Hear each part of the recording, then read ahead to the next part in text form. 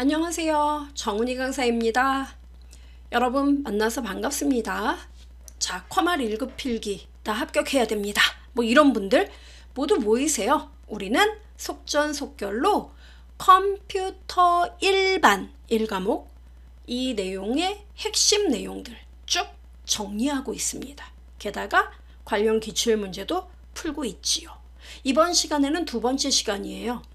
그럼 이번 시간에 어떤 내용을 공부를 하게 되느냐? 바로 이런 내용이죠. 윈도우 10에 대한 내용들입니다. 그러니까 윈도우 10의 가장 기본적인 내용들, 바탕화면, 작업 표시줄, 파일 탐색기 이런 데서 은근히 시험에 잘 나와요. 그리고 윈도우 10의 앱 설정에 대한 거, 디스크 관리, 뭐 또 시스템 도구, 보안, 업데이트 이런 내용들. 그리고 네트워크, 즉 통신망의 종류라든가 통신 장비, 인터넷 이런 내용들이 시험에 나옵니다. 문제는 많으면은 8문제 이상 출제가 돼요. 적으면 6문제에서 8문제 정도. 자, 그럼 어떤 내용인지 함께 보아요. 봅시다. 먼저 윈도우 10에 바로가기 아이콘 나오는데요. 바로가기 아이콘 여러분 무조건 뭐 시험에 좀 잘 나와요. 근데 얘는 원본이 아니다. 이렇게 기억을 하세요. 즉 원본은 어디 있는지 몰라요. 다만 사용자가 어떤 앱을 실행할 때 보다 빠르게 실행하기 위해서 해당 프로그램을 바로가기 아이콘 하나만 따닥 누르면 원본을 자극하여 실행하도록 하는 겁니다. 그러니까 얘는 원본이 아니기 때문에 위치에 대한 정보만 담고 있습니다. 확장자는 RNK. 자, 얘는요. 만약에 여러분이 PC를 통해 제 강의를 듣고 계시다면 여러분 PC에서 한번 해보세요. 키보드에 윈도우 로고 키 있습니다. 이거랑 알파벳 D 동시에 눌러요. 누르면 바탕화면 바로가기 키예요. 바탕화면 나온다. 그럼 이렇게 왼쪽에 꺽쇠 모양으로 딱딱 꺾인 화살표 있죠. 이런 애들이 바로가기 아이콘이에요. 그러니까 얘네를 따닥 누르면 실행이 된다는 거고 얘네들은 원본이 아니기 때문에 얘네들 하나를 삭제한다 해서 원본이 제거되는 건 아니다. 알아둬야 돼요.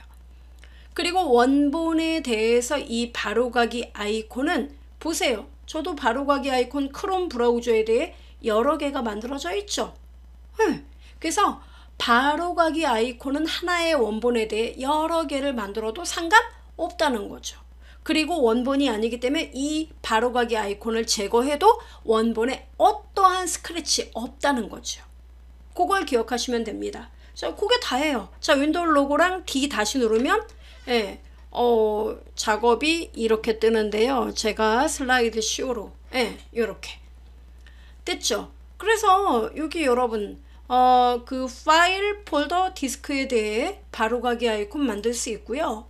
하나의 원본에 대해 여러 개 바로가기 아이콘 만들 수가 있고 이름도 바꿀 수가 있고 바로가기 아이콘 따닥 누르면 원본 프로그램 실행되는 거고 바로가기 아이콘 삭제해도 원본에 아무 문제 없다.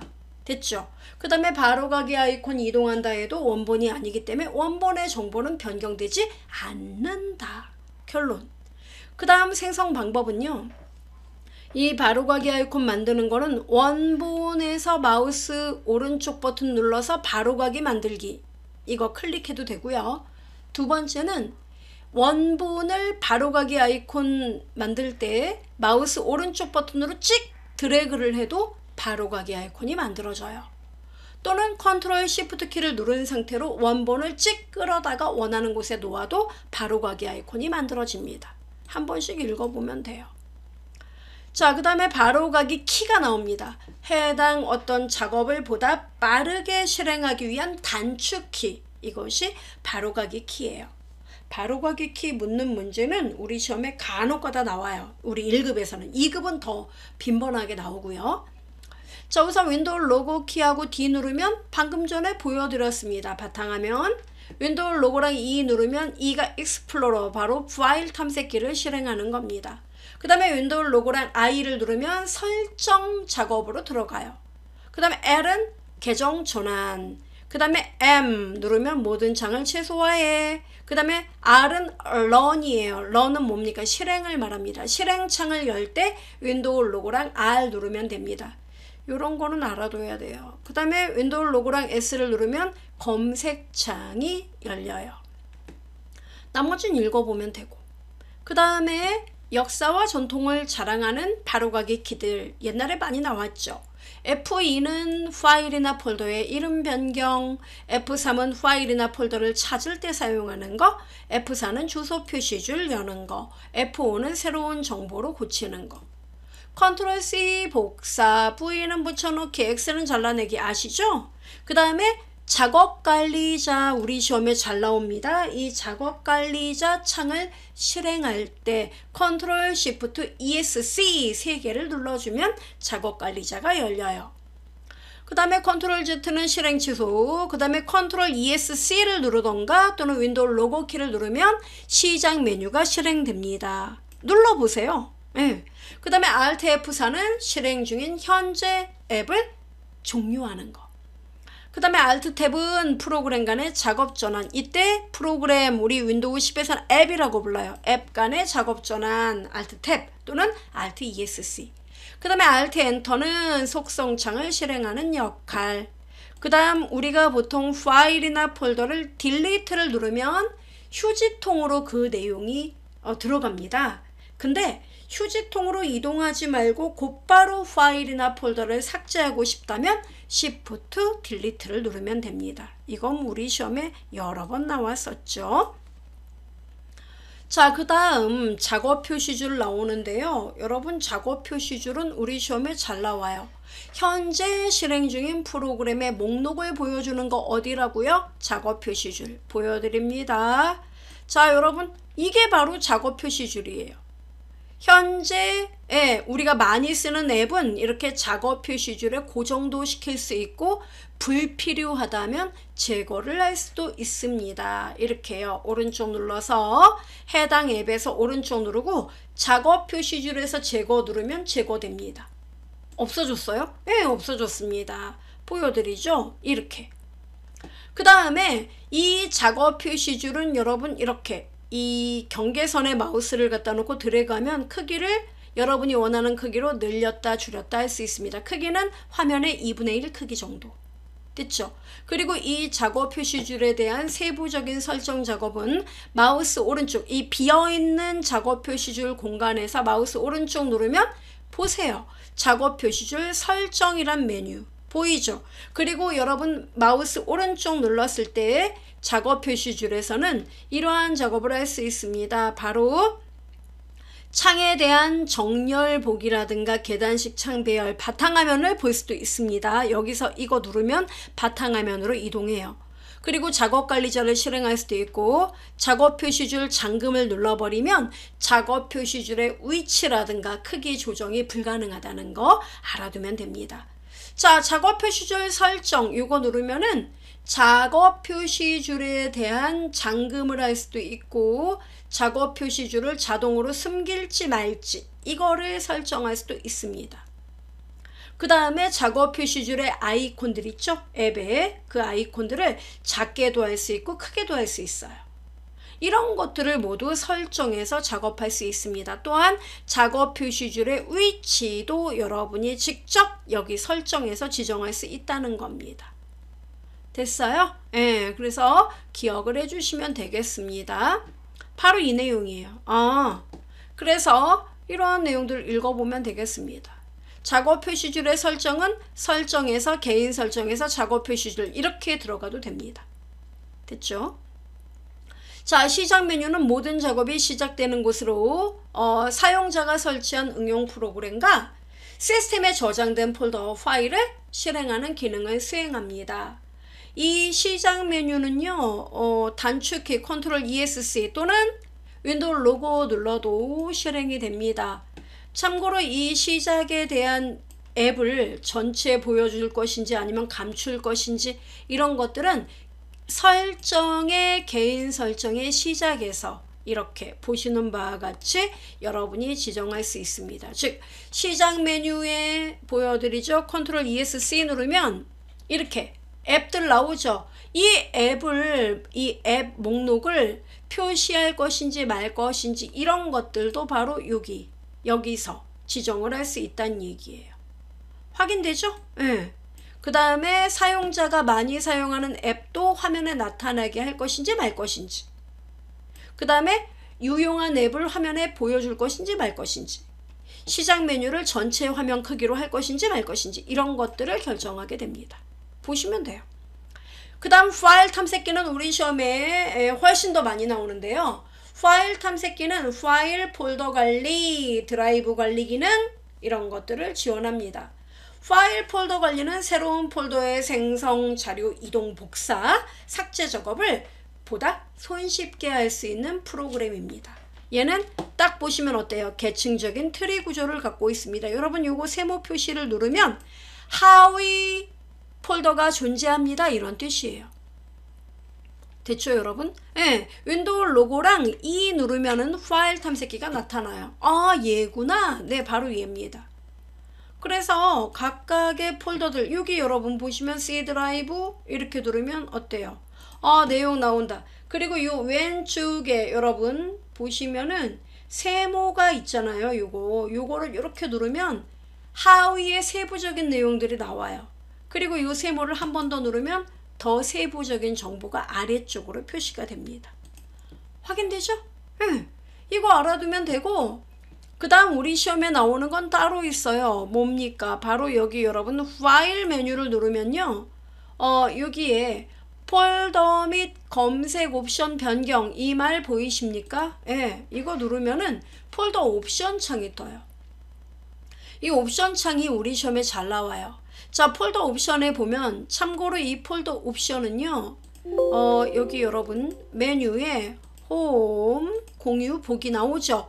보기 누르면은 여기 나와 있는 메뉴들 보이십니까 여러분? 예, 얘네들을 포함하고 있습니다. 즉 파일에서 자 보세요. 폴더 옵션에 가면 일반 탭, 보기 탭, 검색 탭 이렇게 세 가지가 있어요. 일단 이거부터 눈여겨보세요.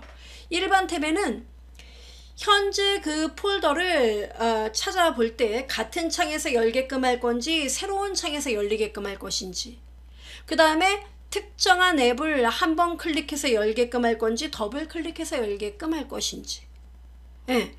그 다음에 즐겨찾기에 대한 내용들 이런 거, 이런 정보에 대한 거. 그 다음에 보기 탭에서는 여기 여러분 보시면은 고급 설정 나오죠. 그래서 숨겨진 그 폴더나 뭐 이런 내용들 있죠. 파일 목록을 화면에 보이게 할 것인지, 여기 여러분 비어있는 드라이브를 숨기게 할 건지 보이죠. 그 다음에 여기 이렇게 내려가면 확장자를 또 여기 숨긴 파일 표시할 건지 말 건지, 그 다음에 확장명을 숨길지 말지, 그죠? 그 다음에 암호화되거나 압축된 NTFS 파일을 컬러로 표시할 건지, 그 다음에 제목 표시줄에 전체 경로를 표시할 건지, 팝업에 대한 거를 표시할 건지 말 건지, 이런 것들을 모두 다 보기에서 설정합니다. 이게 다 시험 예문으로 나와요. 얘네들이. 네, 보시면 돼요. 그리고 여기 위에 보면 탐색창에 대해서 표시를 할 건지 라이브러리, 여기가 탐색창이에요. 탐색창에 라이브러리를 표시할 거냐, 여기 체크하면 탐색창에 라이브러리가 이제 표시되게 됩니다. 됐어요? 네, 이런 거 합니다.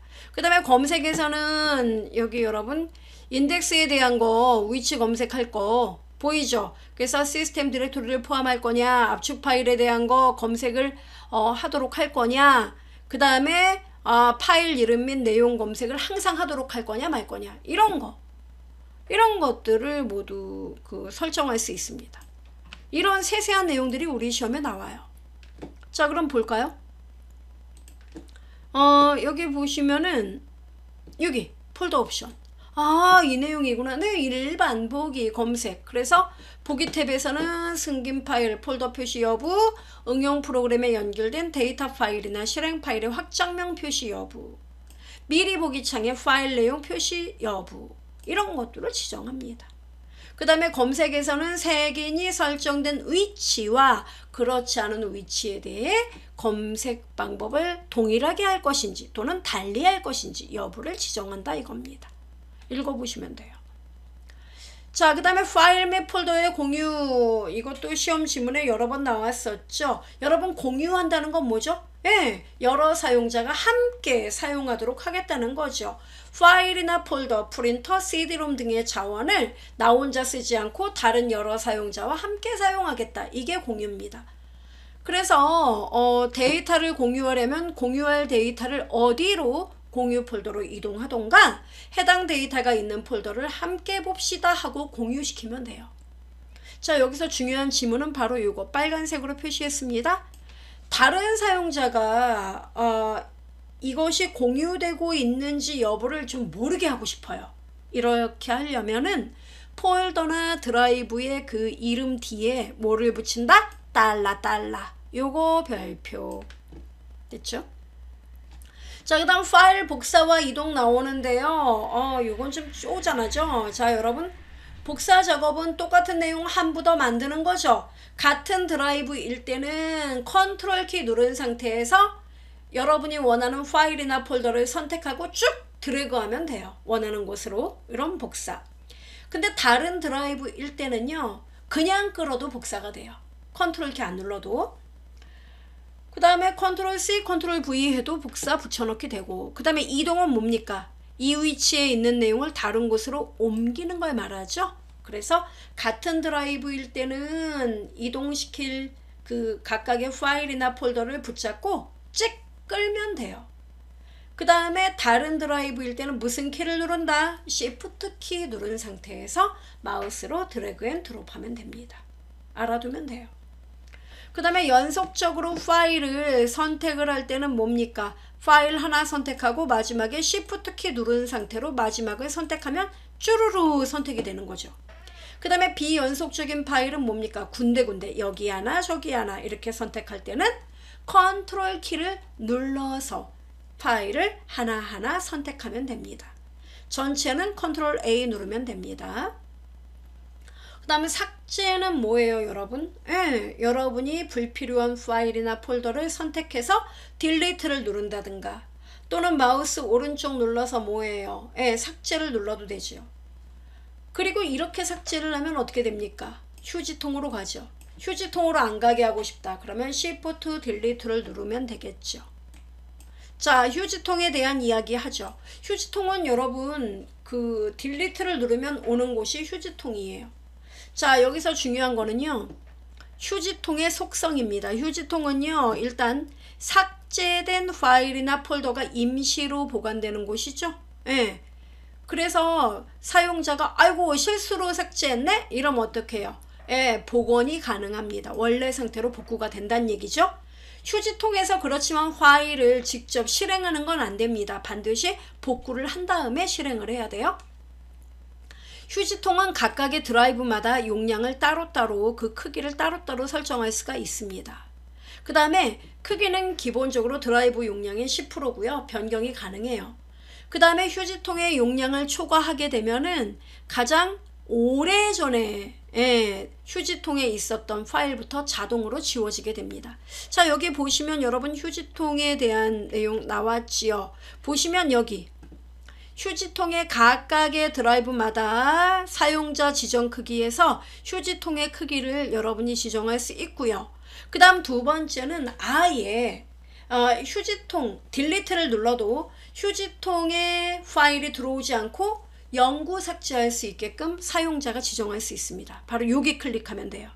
그 다음 세 번째는 이 파일을 삭제하시겠습니까? 이 파일을 휴지통에 버리시겠습니까? 이런 대화 상자를 표시하도록 할 것인지 말 것인지 이것도 여러분이 설정할 수 있습니다. 됐어요? 자, 그 다음에 휴지통으로 복구가 안 되는 경우는요. 플로피나 USB 네트워크 드라이브로 삭제하면 휴지통 복구 안 되고요. Shift 딜리트 눌러도 복구 안 됩니다. 그 다음에 파일을 휴지통에 버리지 않고 곧바로 삭제 이거 눌러도 역시 어때요? 휴지통으로 복구가 안 돼요. 그 다음에 휴지통의 크기를 0으로 했을 경우에도 복구가 안 됩니다. 됐죠? 자, 그러면 기출 문제 풀어봅시다. 자, 1번 윈도우즈 10에 폴더 옵션 창에서 설정할 수 있는 작업으로 옳지 않은 겁니다. 숨긴 파일이나 폴더의 표시 여부 지정 가능하죠? 알려진 파일 형식의 확장명 숨기도록 설정할 수 있겠죠? 탐색창, 미리 보기창, 세부 정보창의 표시 여부를 선택할 수 있다. 미안하지만 요거는 폴더 옵션에서 할 수 있는 일이 아닙니다. 답 3번이에요. 그 다음에 폴더에서 시스템 파일을 검색할 때 색인의 사용 여부 검색 탭에서 할 수 있습니다. 그죠? 자, 2번 다음 중 한글 윈도우 10의 검색 상자 사용에 파일이나 폴더를 찾는 방법에 관한 설명으로 옳지 않은 거. 여러분 검색 상자 같은 경우에는 윈도우 로고랑 S 누르면은 바로 여기가 검색창이에요. 됐죠? 요것에 대한 이야기입니다. 자, 여기에서는요. 파일 종류를 기준으로 검색할 수 있고요.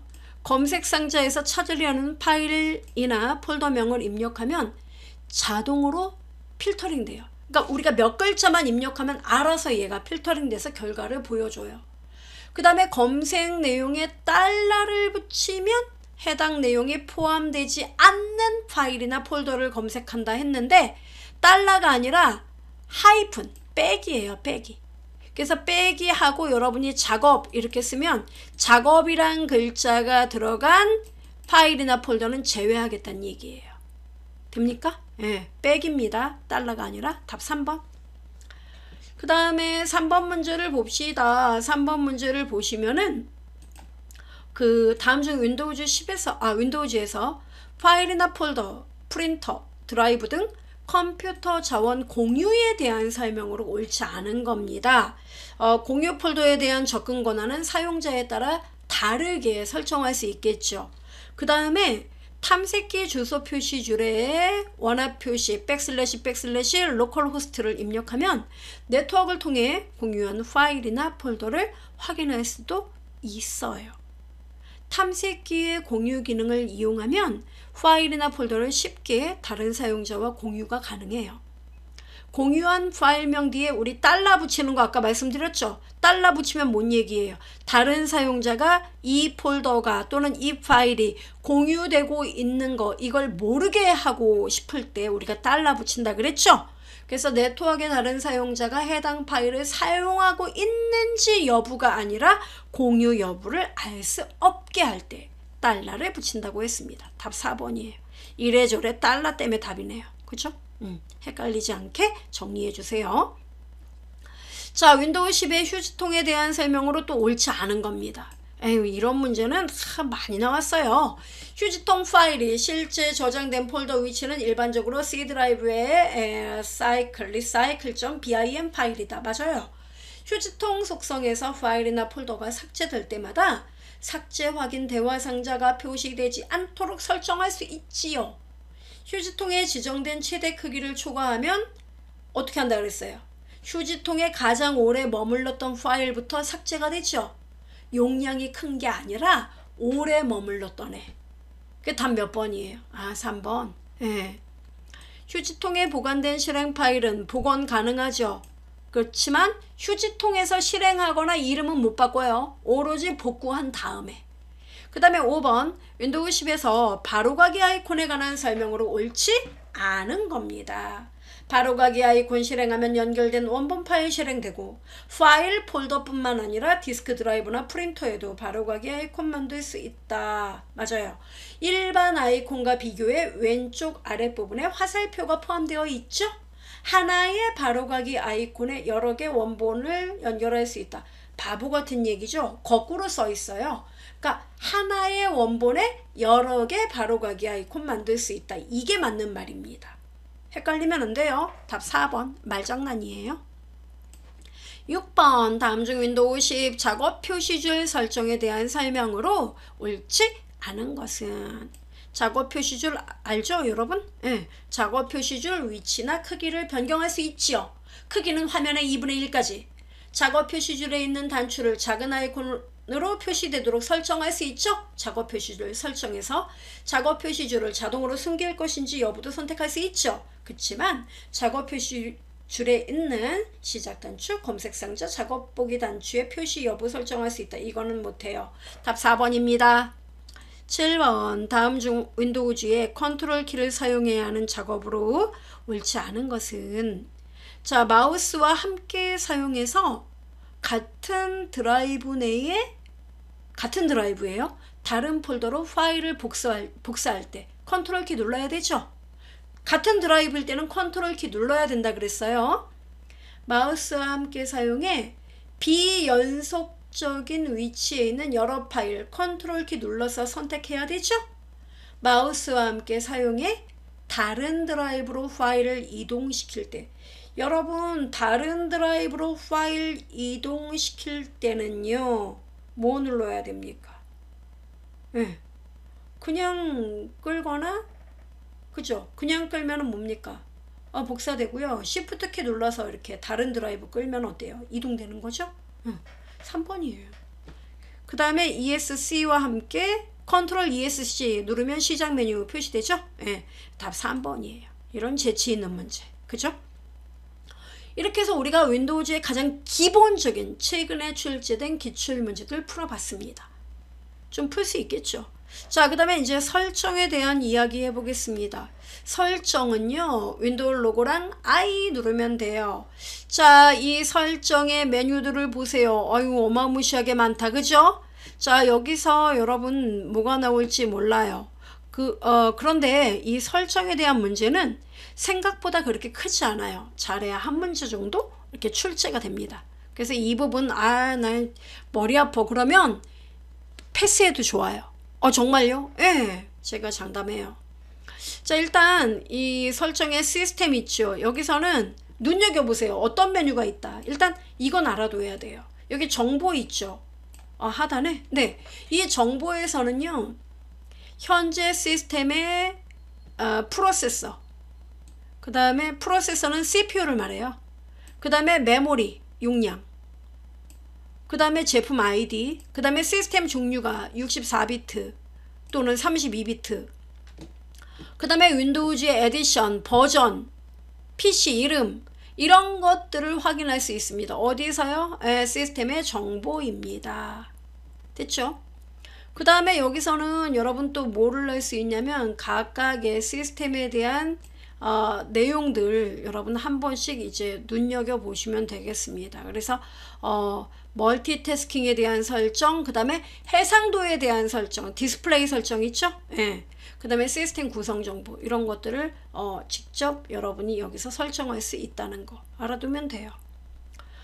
그 다음에 여기 여러분 저장소 보이시죠? 시스템의 저장소.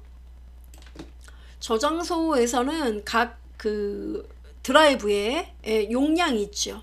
예. 이 용량에 대한 것들을 여러분이 확인할 수 있고 그리고 그 용량이 주로 어디에 할당이 되고 있는지 이런 걸 세부적으로 확인할 수 있습니다.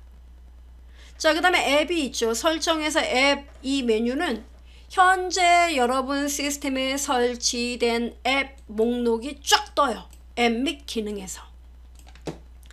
불필요한 앱을 여러분이 선택해서 제거할 수가 있습니다. 됐죠?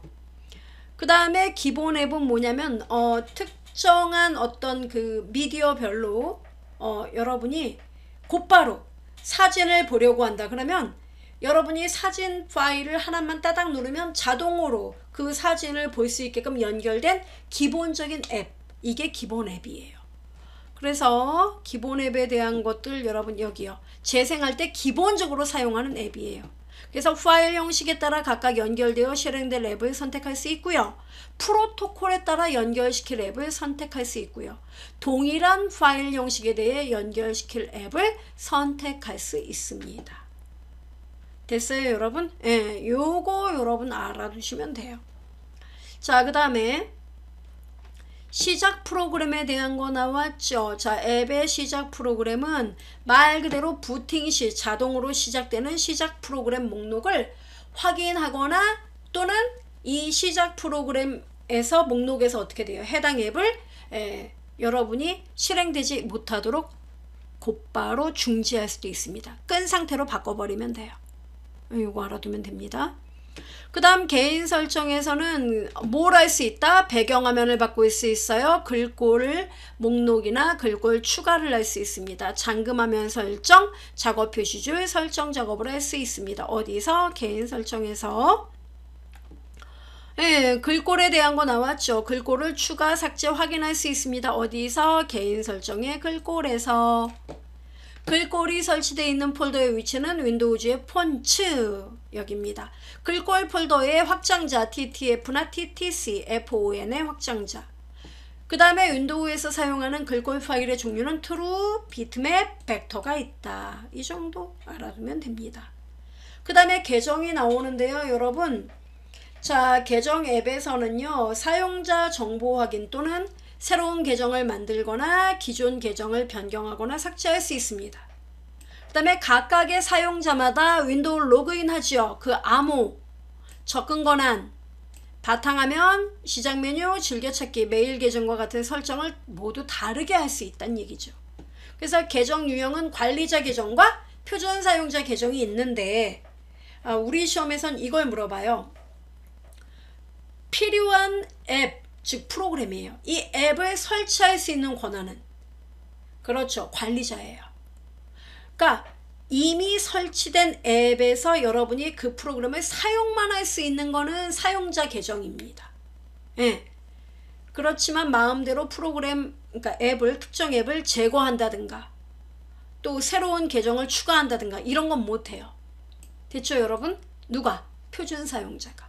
그래서 관리자는 아무 제한 없이 컴퓨터 설정 변경이 가능하고 사용자 계정 작성, 삭제, 변경할 수 있는 계정에 관한 액세스 권한을 다 갖게 돼요. 프로그램 설치도 여기에 해당됩니다. 근데 표준 사용자 계정은 프로그램 설치, 중요 파일 삭제 이런 거 못한다고요. 네버 못해요. 그리고 자신만의 바탕화면 설정이라든가 이런 건 할 수 있습니다. 됐죠? 자, 프린터는 장치 설정에서 장치로 들어오면은 프린터, 그 다음에 마우스, 키보드, 그 다음에 블루투스, 기타 디바이스, 네트워크에 대한 거, USB에 대한 거 이런 것들을 모두 담당하는 게 장치 앱이에요. 자, 이 장치에서는요. 프린터를 여러분이 추가할 수 있는데요. 이때 중요한 게 기본 프린터인데 기본 프린터는 프린터가 여러 개일 때 가장 먼저 반응하는 프린터, 대표 프린터가 기본 프린터입니다. 기본 프린터는 only one, 오로지 한 개만 지정 가능하고요. 다른 프린터를 기본 프린터로 지정을 하면 현재 프린터는 기본 프린터 기능이 해제가 됩니다. 네트워크 프린터도 기본 프린터로 설정할 수 있다 없다? 있다. 기억하면 됩니다. 자, 그 다음에 갑니다. 여기 여러분 참고로 프린터 및 스캐너에서 윈도우즈에서 내 기본 프린터를 관리할 수 있도록 허용하겠다. 여기 체크되어 있죠, 여러분. 여기 체크하면은 그 기본 프린터를요. 최근에 여러분이 그 사용했던 프린터 있죠. 프린터기가 5개가 있는데 그 중에서 최근에 사용한 프린터가 있다면 그 애를 기본 프린터로 지정한다 이 뜻입니다. 여기에 체크를 하면. 됐죠? 그 얘기예요. 자, 그럼 어디 알파풀 문제 봅시다. 1번 윈도우즈 10 설정에 장치에 표시되지 않는 거. USB 포트에 연결하는 장치 되죠. 컴퓨터에 연결된 호환 네트워크 장치들, 네트워크에 연결된 컴퓨터들 이런 거 다 장치에 해당됩니다. 근데 하드디스크 드라이브라든가 사운드 카드는 제어판의 장치 관리자에서 이거는 관리가 되는 대상입니다. 답 4번이에요. 알아두면 돼요. 2번 다음 중 출력 장치인 디스플레이 어댑터와 모니터에 관련된 용어의 설명으로 옳지 않은 것은 이렇게 나왔습니다. 여러분 여기 픽셀이 나오잖아요. 픽셀은 우리가 우리말로 화소 이렇게 불러요. 즉 화면을 이루는 최소 단위로 같은 크기 화면에서 픽셀 수가 많으면 이게 해상도가 높아져요. 알아둬야 돼요. 그 다음에 해상도라는 건 모니터 화면의 픽셀 수와 관련이 있습니다. 픽셀이 많으면 해상도가 높아요. 픽셀 수가 많을수록 표시할 수 있는 색상 수가 증가된다 이렇게 나왔는데 화면의 해상도라는 건 화면의 선명도를 나타내요. 색상 수하고는 아무 관련이 없습니다. 됐죠? 그래서 이 말이 틀렸어요. 화면의 선명도를 말한다 이겁니다. 해상도는. 그러니까 픽셀이 많으면 그만큼 해상도는 높아지는데 해상도가 높다는 건 화면의 선명도를 말한다. 이해되죠? 그 다음에 도트 퍼인치 점간격 우리가 DPI라고 보통 불러요. 이 DPI가 바로 그 픽셀들의 공간이죠. 이 DPI 점간격이 높다는 거는 뭡니까? 그만큼 영상이 선명하다, 화면이 선명하다는 얘기입니다. 그 다음에 refresh rate, 재생률, 얘는요 픽셀들이 밝게 빛나는 걸 유지하기 위한 것입니다. 예. 그래서 1초 동안 얘가 그 얼마나 밝게 빛나고 있나. 예. 그래서 밝게 빛나는 거를 이제 그 유지하는 이 재생률이 그만큼 높다는 건 뭡니까? 모니터의 깜빡임이 줄어든다는 걸 의미합니다. 됐죠? 그래서 답은 2번. 3번. 다음 중 바탕화면의 바로가기 메뉴 개인 설정을 선택해서 설정할 수 있는 작업에 대한 설명으로 옳지 않은 겁니다. 자, 모니터 해상도를 설정할 수 있습니다. 여러분 모니터 해상도는 어딥니까? 시스템의 디스플레이. 예, 이거 헷갈려요. 알아둬야 돼요. 화면 보기를 설정한다. 바탕화면의 배경색, 소리 등을 한 번에 변경할 수 있는 테마를 선택할 수 있다. 배경 이미지 변경할 수 있다. 글꼴을 설치하고 제거할 수 있다. 이게 개인 설정이잖아요. 그죠? 해상도 아닙니다. 꼭 기억하세요, 여러분. 그 다음에 4번 윈도우 10의 설정의 앱의 기본 앱을 이용해 설정할 수 있는 내용으로 옳지 않은 거. 같은 유형의 파일 형식 또는 프로토콜별로 연결된 앱을 설정할 수 있다. 파일 형식 또는 프로토콜이 항상 특정 앱에서 열리도록 설정할 수 있다. 미디어 유형에 따라 각각에 맞게 자동으로 수행할 앱을 지정할 수 있습니다. 근데 컴퓨터에 설치된 특정 앱에 대한 수정이나 제거, 이건 뭡니까? 곧바로 앱 및 기능에서 할 수 있습니다. 기본 앱이 아니에요. 답 4번이에요. 5번 윈도우 10에 설치된 기본 프린터에 대한 설명으로 옳지 않은 것은 프로그램에서 사용할 프린터를 지정하지 않고 인쇄 명령을 내렸을 때 컴퓨터가 자동으로 문서를 보내는 프린터, 이게 기본이에요. 대표 프린터. 여러 개 프린터가 설치된 경우 네트워크 프린터와 로컬 프린터 각각 한 대씩? 아니요. 기본 프린터는 올리원이라 그랬죠. 네트워크 프린터도 기본 프린터가 된다고 했습니다. 각각이 아니라 통틀어 한 대. 답은 2번이에요.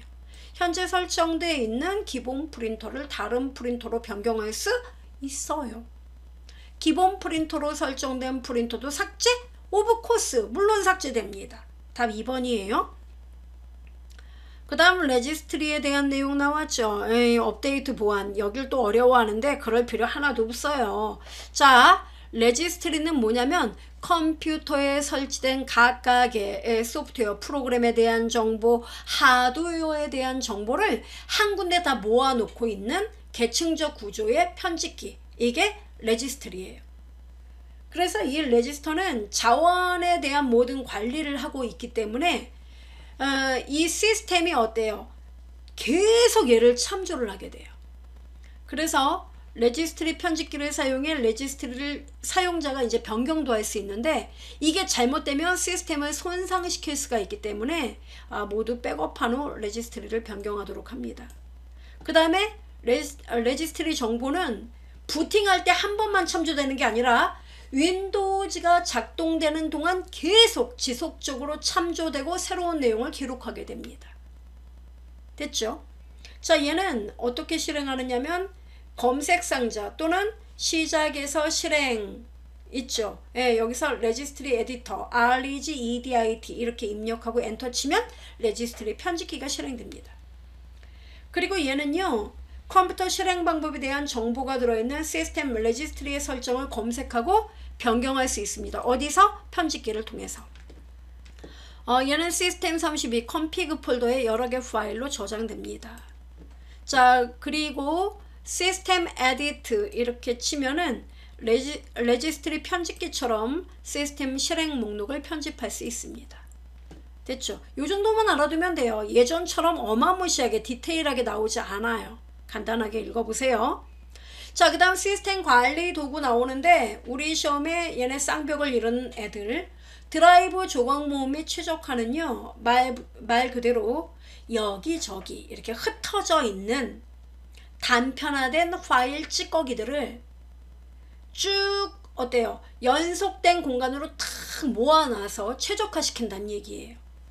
그래서 결국 원하는 게 뭐냐면 하드디스크 또는 SSD의 접근 속도를 빠르게 하자는데 목적이 있습니다. 얘는 속도를 빠르게 하는 거기 때문에 용량 증가와는 아무 관계가 없습니다. 그래서 하드디스크의 조각난 파일과 폴더 그리고 여유 공간을 통합함으로 파일과 폴더를 빠르게 액세스하고 접근할 수 있고 새 파일과 폴더를 효과적으로 저장할 수 있습니다. 됐죠 여러분? 예. 그 다음에 얘는 관리자 계정에서만 사용할 수 있어요. 표준 사용자는 이런 거 못합니다. 그 다음에 디스크 정리는 뭐냐면 청소합시다 이거예요. 뭘 청소해요? 불필요한 파일 제거하자 이겁니다. 여기서 불필요한 파일은 휴지통에 들어가 있는 파일, 다운로드 받았던 파일, 임시 인터넷 파일 이런 애들이에요. 그래서 불필요한 파일을 삭제하면 어떻게 됩니까? 용량은 확보가 되겠죠?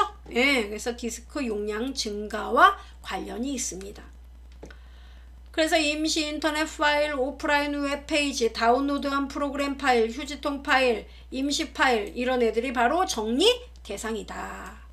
됐죠? 그 다음에 사용하지 않는 윈도우즈 구성 요소와 설치된 응용 프로그램도 제거할 수 있고 시스템 복구 지점을 제거해 공간을 확보할 수도 있다는 거 알아두면 됩니다. 바로 이게 디스크 정리예요.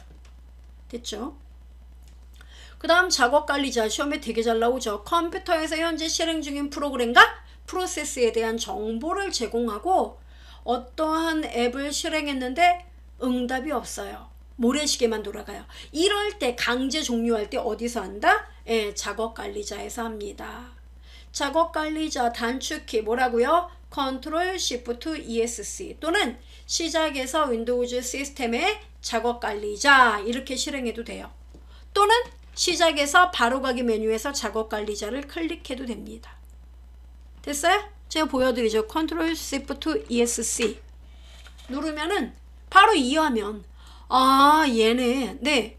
그럼 여기 프로세스 탭 보이죠? 여기는 현재 실행 중인 앱들 나오는 겁니다. 아 현재 실행 중인 앱. 네. 그 다음 백그라운드 프로세스는 뭐냐면 대놓고 실행하지 않지만 이 윈도우 시스템 마크에서 뒤에서 우리 프로그램을 실행하는데 문제가 없게끔 도와주는 도우미 프로세스들 정보가 이렇게 나와요. 그 다음 여기서 응답하지 않는 어떤 앱이 있다면 선택해서 작업 끝내기를 누르면 강제 종료가 되는 겁니다. 이해되죠? 네. 그 다음에 여기 여러분 성능 탭에서는 뭐 한다? 현재 CPU, GPU, 메모리, 디스크 이런 애들에 대한 자원 현황을 표시해주고 있는 겁니다. 그래프로 보여주고 있죠? 그 다음에 앱 기록 나오죠? 예, 그 현재 사용 중인 각각의 앱들에 대한 정보가 나와요. 그 다음에 시작 프로그램은 부팅과 동시에 실행되는 프로그램들 목록이 나옵니다. 이해되죠? 네. 그래서 이런 애들에 대한 정보를 담고 있는 게 작업관리자예요. 그래서 여러분 요 내용들 기억을 하시면 됩니다. 읽어보면 되고 그 다음에 업데이트 및 보안이 있습니다. 설정에서 이 업데이트 및 보안에서는요 윈도우즈 업데이트에 대한 내용들 현재 업데이트 상태에 이렇게 최신 상태이다 아니면 새롭게 여러분이 업데이트를 할 수도 있습니다. 그 다음에 윈도우즈 보안에서는 말 그대로 이제 그 뭡니까 보안에 대한 거 있죠. 예, 바이러스 백신 프로그램에 대한 것들 뭐 이런 것들 그런 거에 대한 담당. 그 다음에 백업은 만일의 사태에 대비해서 어때요 여러분? 예, 백업을 해두는 것이죠. 그러니까 미리 복사를 해둔다는 겁니다. 자 여기 설정에서 보시면은 업데이트 및 보안이 있어요. 이렇게 누르면 윈도우즈 업데이트 나오고 여기 여러분 쭉 보시면은 이 메뉴들이에요. 여기 백업이라는 거는 만일의 사태에 대비해서 이제 해둔다는 거죠. 그래서 원본이 손실, 손상 또는 삭제된 경우 다른 드라이브의 파일을 백업한 후 복원하라고 나와 있죠. 히스토리 사용해서 백업하는 거, 이전 백업을 찾는 방법, 그러니까 윈도우 7에서 종래에 사용했던 거 백업할 수 있고, 그 다음에 파일을 클라우드 저장소에 백업하는 거, 이런 게 나와 있습니다.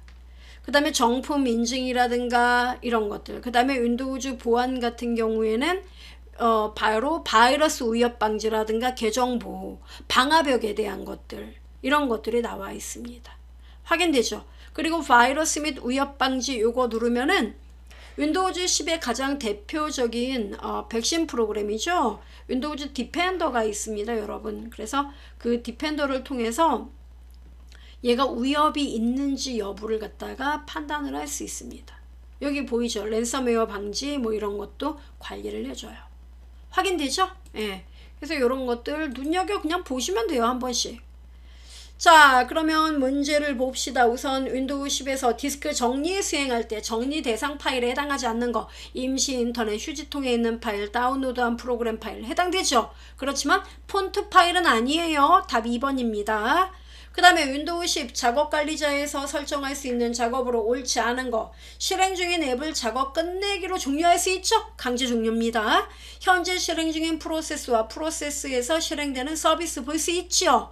CPU 사용 정도와 CPU 사용 현황 그래프로 확인할 수 있지요. 실행 중인 앱의 실행 순서는 변경 못해요. 오로지 그 목록만 볼 수 있는 겁니다. 답 4번이에요. 드라이브 조각 모음 및 최적화 실행할 수 있는 대상으로 옳은 거. 여러분 네트워크라든가 CD-롬 드라이브 이런 거는 드라이브 조각 모음 안 돼요. 하드디스크 드라이브, SSD 이런 애들만. 답 1번이에요. 압축 프로그램을 어떻게 조각 모음합니까? 1번이에요. 그 다음에 윈도우 10 백업과 복원에 대한 설명으로 옳지 않은 거, 파일이 백업되는 주기를 지정할 수 있고요. 파일 히스토리를 이용해 자동으로 파일이 백업되도록 설정할 수 있는 거 보여드렸습니다. 백업된 파일을 복원할 때 복원 위치 설정할 수 있고요. 백업에서 제외할 폴더도 지정할 수가 있어요. 없는 게 아니라. 답 4번이에요. 알아두시기 바랍니다. 자, 레지스트리에 관한 설명으로 옳지 않은 거, 윈도우즈 자체 구성 정보를 저장하는 데이터베이스, 탑재된 레지스트리 편집기는 REG EDIT 맞고요. 레지스트리 정보는 윈도우즈 부팅 시에만 참조된다 그랬나요? 아니요. 윈도우즈 구동 중에는 계속 지속적으로 참조된다고 했죠? 답 3번. 레지스트리에는 각 사용자의 프로필과 시스템 하드웨어, 설치된 프로그램 및 속성 설정에 대한 정보가 들어있습니다. 그 다음에 6번 윈도우즈 10 윈도우즈 관리 도구에 대한 설명으로 옳지 않은 거. 또 관리 도구 배웠네 안 배웠네 이러시는데, 시스템 정보를 실행하면 하드웨어 리소스 구성 요소, 설치된 소프트웨어 환경 등의 정보를 알 수가 있어요. 그 다음에 리소스 모니터는 CPU, 네트워크, 디스크, 메모리 사용 현황을 실시간으로 모니터링할 수도 있습니다. 그 다음에 DVD 드라이브나 CD-롬 드라이브는 드라이브 조각 모음 최적화 아예 안 돼요. 근데 마치 얘가 무슨 전문적인 말인 것처럼 시스템 성능을 향상시킬 수 있다 이렇게 나왔는데, CD-롬, DVD 모두 조각 모음 안 됩니다. 이걸 알고 있다면 3번 아하하 우스꾼 하면서 답 3번에 답할 수 있습니다. 디스크 정리를 사용하면 임시 파일이나 휴지통에 있는 파일, 쌍시옷, 있는 파일 등을 삭제, 디스크 공간을 확보할 수 있습니다. 어이구 맞는 말입니다. 자, 그 다음에 네트워크하고 인터넷 들어갑니다. 자, 통신망 구성 형태와 특징 나왔어요. 이거 스타형은 뭡니까? 중간에 가운데 이게 별형, 성형. 얘가 센터예요. 중앙의 컴퓨터와 단말기가 모두 1대1로 연결되어 있어요. 이때 중앙 컴퓨터가 고장나면 모든 게 끝나는 겁니다. 트리형은 뭡니까? 계층적으로 구성되어 있죠. 중앙의 컴퓨터와 일정 지역의 단말기까지 하나의 통신회선으로 연결되어 있습니다. 그 다음에 루프형 나오죠. 링형. 얘는 둥글게 이렇게 연결되어 있어요. 자, 여기서 여러분 중요한 건 회선이 어느 하나가 장애가 발생을 하면, 여기서 예를 들어 여기까지가 0.2초 만에 도달했던 거리면 회선이 딱 단절돼 버리면 어떻게 될까요? 이렇게 돌아서 가야 하므로, 그죠? 양방향으로 데이터 전송은 되지만 회선에 장애가 발생하면 전체 속도에 영향을 미치게 돼요. 그리고 이 복구가 쉽지가 않습니다. 그리고 또 하나, 각각이 이렇게 단말기가 연결됐기 때문에 새로운 단말기 노드를 추가하거나 삭제할 때 어려움이 커요. 네. 그리고 얘네들 이 단말기에 문제가 생겼을 때 얘네들을 또 문제가 생겼는지 여부 발견하는 것도 굉장히 어렵다는 단점이 있습니다. 버스형은 뭡니까? 단말기 연결이 아주 간단하죠. 회선상에 단말기 그냥 꽂아 넣기만 하면 돼요. 구조가 간단해요. 단말기 추가 삭제가 제거가 링형에 비해 훨씬 간단하죠. 근데 얘는 하나의 노드 고장은 문제가 안 돼요. 근데 회선이 만약에 이게 장애가 되면 전체에 영향을 미치게 되죠. 망형은 모든 단말기를 통신회선으로 연결한 것으로 가장 빠르겠죠. 회선 장애 발생 시 다른 경로를 이용하기 때문에 융통성이 있습니다. 기억하시면 돼요. 그 다음에 네트워크 접속 장비가 나오는데요. 뭐 인터페이스 카드, 이더넷 카드라고 부르고요. 허브가 나오는데 허브는 네트워크 구성할 때 한꺼번에 여러 컴퓨터들을 통신이 가능하게끔 연결시키는 장치, 이게 허브예요. 그 다음 리피터는요, 데이터를 전송할 때 거리가 상당히 먼 거리예요. 이렇게 먼 거리일 경우 데이터가 점점점 가다가 신호 세기가 약해지게 돼요. 이럴 때 이 신호 세기를 보충해주는 이 역할을 하는 것, 마치 기지국과 같은 역할을 하는 것, 이게 리피터예요. 그래서 벌써 먼 거리가 증가할 때 신호가 약해진다 이 말 나오면 리피터. 브릿지, 다리예요. 다리는 뭐예요? 물리적으로 서로 다른 네트워크를 부드럽게 하나로 연결하는 다리, 브릿지. 이거는 그 양방향으로 데이터 전송만 해줄 뿐 프로토콜 변환 등 복잡한 처리는 불가능합니다. 그 다음에 라우터는요, 경로를 지정한다. 즉 데이터를 전송할 때 이 데이터를 어떤 경로를 거쳐 수신자에게 전송할 것인지 이것을 결정하는 장비가 라우터예요. 그래서 경로 설정, 이 말 딱 보면 라우터야 답할 수 있어야 돼요. 게이트웨이는 출입구의 역할이죠. 얘는 랜에서 또 다른 네트워크에 데이터를 보내거나 아니면 전혀 다른 네트워크로부터 데이터를 외부로부터 받아들일 때 그 역할을, 출입구 역할을 하는 게 게이트웨이. 그래서 서로 다른 네트워크를 연결하는 거죠. 얘는 동일한 브릿지는 서로 같은 동일한 랜들이에요.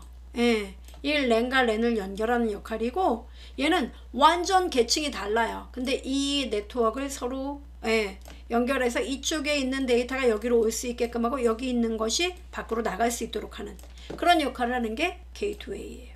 됐죠? 그 다음에 OSI 7개층 나오는데요. 우리 통신을 좀 더 쉽게 하자. 장비가 너무 많으니까 이들 간에 지켜야 할 룰이 너무 많더라.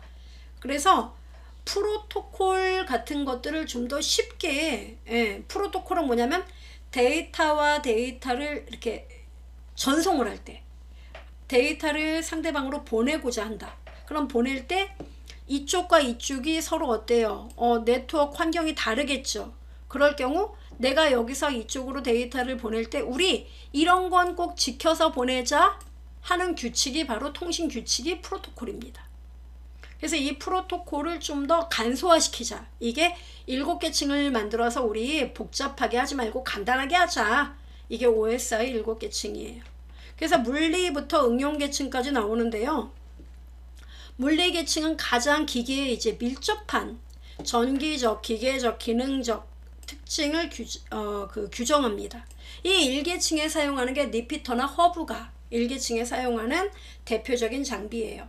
그 다음에 데이터 링크는 오류 없이 데이터를 전달하는 역할인데 바로 여기서 브릿지가 사용됩니다.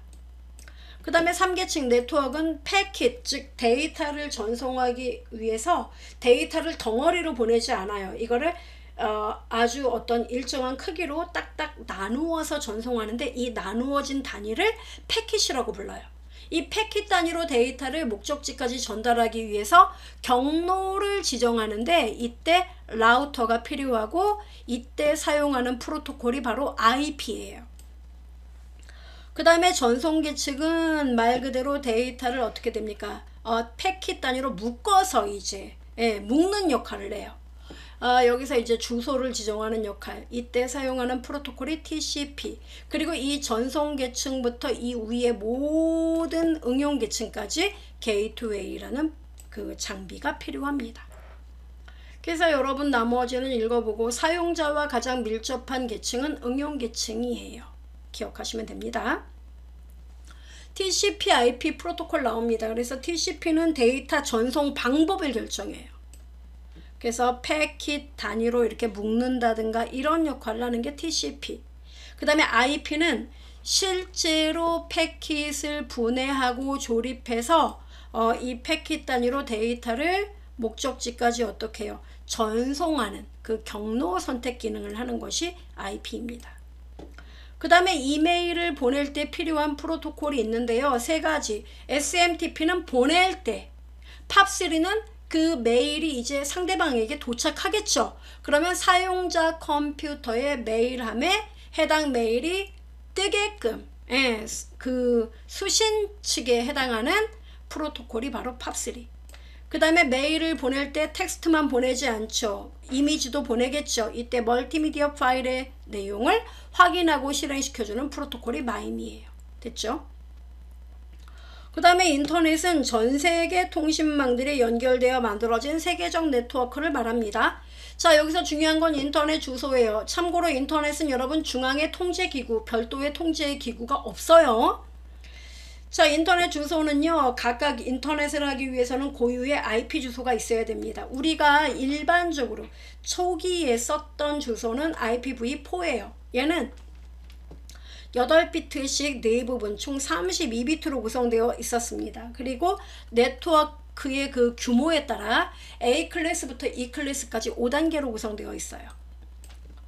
그런데 이 인터넷에 폭발적인 수요가 있으면서 아이고 IP 주소가 이제 부족해져요. 그래서 IP 주소를 좀 더 확충을 해야겠다. 그래서 IP 주소, 기존의 IP 주소 32비트 주소보다 더 크면서 더 견고하고, 그러니까 보안은 잘 되고 호환도 잘 되고 속도도 빠르고, 그러면서 보다 폭넓은 IP 주소, 이걸 만들어야겠다. 이래서 나타난 것이 IPv6예요. 얘는 16비트씩 8부분 총 몇 비트? 128비트로 구성돼요. 네 자리의 16진수를 콜론으로, 위에 포는 점으로 구성이 됐었는데 얘는 콜론으로 구성됩니다. 16진수로 표시합니다. 그리고 앞자리 0은 생략할 수 있습니다. 얘는 인증성, 기밀성, 데이터 무결성 지원으로 보안 문제 해결할 수 있고요. IPv4에 비해서 주소 길이는 길지만 자료 전송 속도가 무지하게 빨라요. 그 다음에 실시간 흐름 제어로 향상된 멀티미디어 기능을 지원합니다. 주소의 낭비 요인 줄이고 간단하게 주소를 결정할 수 있습니다. 주소 결정의 세 가지, 유니, 멀티, 애니, 이렇게 세 가지 종류가 있습니다. 도메인 네임은 숫자로 된 IP 주소를 사람이 이해하기 쉬운 문자로 바꾼 걸 말하고요. 그 다음에 URL은 인터넷에서 정보의 위치를 알려주는 표준 주소 체계를 말합니다. 주소 형식은요, 프로토콜 먼저 http 이 http는 하이퍼텍스트 서비스 주소예요. 즉 여러분이 웹페이지에서 어떤 이미지나 텍스트를 클릭하면 해당 페이지로 연결되죠. 바로 그걸 가능하게 하는 게 HTTP 프로토콜. 그 다음에 FTP 프로토콜은 파일 전송. 그 다음 먼 거리 떨어져 있는 곳으로 그 컴퓨터 연결하도록 하는 거 텔넷. 전자우편 프로토콜 메일2. 됐죠? 그래서 프로토콜 이름 콜론 / 서버 이름, 그 다음에 포트 번호는 이 대괄호는 생략할 수 있다는 얘기예요. 포트 번호 / 파일 경로, 이렇게 구성됩니다. 자, 그러면 문제 풀어봅시다. 1번 인터넷 통신 장비로 라우터 나오면 여러분 무슨 말이 나와야 된다고요? 경로 어디 있습니까? 2번. 그러면 현재 위치한 네트워크에서 다른 네트워크로 연결할 때 사용한다. 이거 뭡니까? 다른 네트워크로 연결한대요. 뭐예요? 그렇죠, 브릿지. 장거리 전송을 위해 전송 신호를 재생시키거나 출력 전압을 높여준다. 여러분 장거리 전송 신호색이 약해지는 거 높여주는 거 뭡니까? 리피터. 랜에서 다른 네트워크에 데이터를 보내거나 다른 네트워크로부터 데이터를 받아들이는 출입구 역할 게이트웨이. 됐죠? 다음 중 내내 연결된 컴퓨터에서 고정 IP 주소로 인터넷에 접속하기 위해 설정해야 할 인터넷 프로토콜 항목으로 옳지 않은 거. 이 문제 여러 번 나왔는데요. 자, 게이트웨이 주소, 서브넷 마스크, IP 주소 이 세 가지예요. DHCP는요. IP 주소를 동적으로 할당하는 역할을 합니다. 그래서 얘는 해당 사항 없어요. 답 4번입니다. 그 다음에 3번 문제. 통신망 구성 형태 설명한 내용으로 옳지 않은 거. 여러분 망 아시죠? 망은 뭐예요? 예, 모두 다 연결되어 있는 거죠. 모든 노드가 서로 연결되는 방법으로 특정 노드에 이상이 생겨도 전송이 가능하다. 링, 목걸이죠. 모든 노드들을 하나의 원형으로 연결하는 구조로 통신 제어가 간단하고 신뢰성이 높아. 특정 노드의 이상도 쉽게 해결할 수 있다. 여러분 노드가 이상이 생기면 어때요? 이 노드를 추가 삭제도 어렵고 노드에 이상이 생겨도 이상이 생겼는지 여부를 캐치하는 게 어려워요. 됐죠? 이 문제 많이들 틀려요. 이거 답 2번이에요. 트리형은 하나의 컴퓨터의 네트워크를 연결해 확장하는 형태로 확장이 많을 경우 트래픽이 과중될 수 있고요. 버스는 뭡니까? 모든 노드가 하나의 케이블에 연결되죠. 그래서 케이블 시작과 끝에는 반드시 종단 장치가 있어야 한다. 맞습니다. 그래서 답 2번이에요. 꼭 알아두세요. 자주 틀리는 문제입니다. 4번 컴퓨터 통신과 관련해 P2P, 피어-투-피어를 말합니다. 그러니까 1대1 연결을 말해요. 예, 피어-투-피어 이 뜻입니다. 그래서 이거는 파일, 개인과 개인의 파일 공유를 위한 기술 이거예요. 1번이에요. 알아두면 돼요. 5번 인터넷 주소 체계 IPv6에 관한 설명으로 옳지 않은 거. 128비트 주소 맞죠? IPv4의 주소 부족 문제 해결 맞고요. IPv4보다 주소 길이가 길어서 주소 길이는 길지만 속도는 빠르다고 했죠. 답 2번. 인증성, 계밀성, 데이터 부결성 자원으로 보안 기능 포함. IPv4와 호환성 있고 실시간 흐름 제어 가능합니다. 6번 다음 중 네트워크 관련 장비로 브릿지에 대한 설명으로 옳지 않은 거. OSI 참조 모델 데이터 링크에 해당되고요. 두 개의 근거리 통신망을 상호 접속할 수 있도록 하는 통신망 연결 장치. 통신 프로토콜을 변환해 네트워크를 확장한다. 통신량을 조절해서 데이터가 다른 곳으로 가지 않도록 한다. 이렇게 나왔습니다. 여러분 여기 통신 프로토콜 변환 작업까지 하는 건 게이트웨이의 역할입니다. 얘는 변환은 하지 못해요. 답 3번이에요. 잠깐 여기서 아이고 잠깐 여기서 여러분 제가 OSI 여기 보시면은 브릿지에서 요거 여러분 여기서 프로토콜 변환 등의 복잡한 처리 불가능하다고 말씀드렸죠. 예, 이게 가능한 건 게이트웨이라고요. 됐어요? 예, 그걸 기억하시면 됩니다. 그래서 이 문제 나왔던 문제 또 나오고 알아두시면 됩니다. 자, 7번 문제. TCP IP 프로토콜에서 IP 프로토콜 개요 및 기능에 관한 설명으로 옳은 겁니다. 메시지를 송수신자의 주소와 정보로 묶어 패킷 단위로 나눈다. 이건 TCP의 역할이에요. 패킷 주소를 해석하고 경로 결정해 다음 호스트로 전송한다. 그렇죠. 바로 이것이 IP예요. 전송 데이터의 흐름을 제어하고 데이터 에러를 검사한다. TCP. OSI 7계층의 전송 계층 이건 TCP. 네트워크 계층에 해당됩니다. IP는. 그 다음에 다음 중 IPv6 주소에 관한 설명으로 옳지 않은 거 16비트씩 8부분 128비트로 구성된다. 오케이. 10진수가 아니라 16진수 콜론으로 구분한다. 그죠? 2번이 답이에요. 주소 체계는 유니, 멀티, 애니 실시간 흐름 제어로 향상된 멀티미디어 기능을 지원한다. 맞습니다. 9번 다음 중 컴퓨터 통신에서 사용하는 프로토콜 기능에 관한 설명으로 옳지 않은 것은 통신망에 전송되는 패킷의 흐름을 제어해서 시스템 전체의 안전성을 유지한다. 맞아요. 정보를 전송하기 위해 송수신기 사이에 같은 상태를 유지하도록 동기화 기능을 수행하고요. 데이터 전송 도중에 발생하는 오류를 검출하고 필요하다면 교정하는 기능도 갖고 있습니다. 네트워크에 접속된 다양한 단말 장치를 자동으로 인식하지 못합니다. 이거는 프로토콜 기능이 아니에요. 답 4번입니다. 원활한 데이터 전송이 이루어지도록 그것을 가능하게 하는 것이 프로토콜이에요. 됐죠? 자, 이렇게 해서 우리가 그 윈도우에 대한 내용, 네트워크에 대한 내용까지 살펴봤습니다. 긴 시간 동안 여러분 함께 해줘서 감사해요. 수고했습니다.